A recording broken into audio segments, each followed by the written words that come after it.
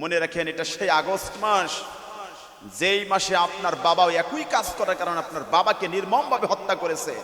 এই মাসে সম্ভবত আপনারও পতন হবে ইনশাআল্লাহ, আমার বিশ্বাস।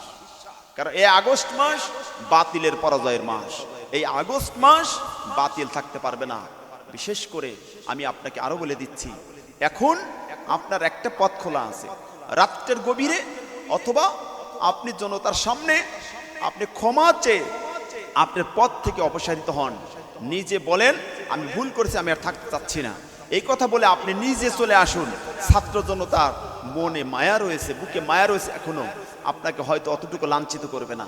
আপনি পথ ছেড়ে বের হয়ে চলে আসুন। এছাড়া আপনার কোনো পথ নাই। অথবা রাতের আধারে আপনাকে এখান থেকে পালিয়ে যেতে হবে ভারতের দিকে, এছাড়া কোনো পথ নেই। মায়ের বুক খালি হয়েছে, বাংলার জনগণ জীবন দিতে শুরু করেছে, জীবন দেবে, আরো জীবন দেবে। আপনাদের মতো লাঞ্ছিতদেরকে লাঞ্ছিত করেই ছাড়বে ইনশাআল্লাহ। সম্মানিত হাজিরিন, আর এই সময় প্রিয় দর্শকদের উদ্দেশ্যে আমি একটা কথা বলতে চাই। আপনারা প্রত্যেকটা যার যার পোস্ট থেকে, জায়গা থেকে হক কথাগুলো বলা শুরু করে দেন। মোবাইলে আপনার ফেসবুকে পোস্টের মাধ্যমে আপনি আন্দোলনে শরিক হন, মানুষকে বুদ্ধি দেওয়ার মাধ্যমে আন্দোলনে শরিক হন। আমি দেখেছি এক রিক্সাওয়ালা ভাই রিক্সার উপর দাঁড়িয়ে থেকে স্লোগান দিচ্ছে, আমি ছাত্র জনতার সাথে আছি, কারণ এরাই আমাদের সামনের ভবিষ্যৎ, আমি ছাত্রদের সাথে আছি। সুবহানাল্লাহ, আমার শুনে খুব ভালো লাগলো।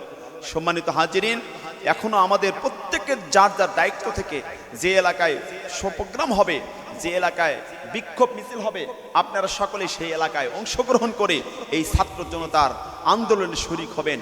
আল্লাহ রাসূল বলেছেন, আফজালুল জিহাদ কালিমাতুল হক ইনদা সুলতানিন জাইর।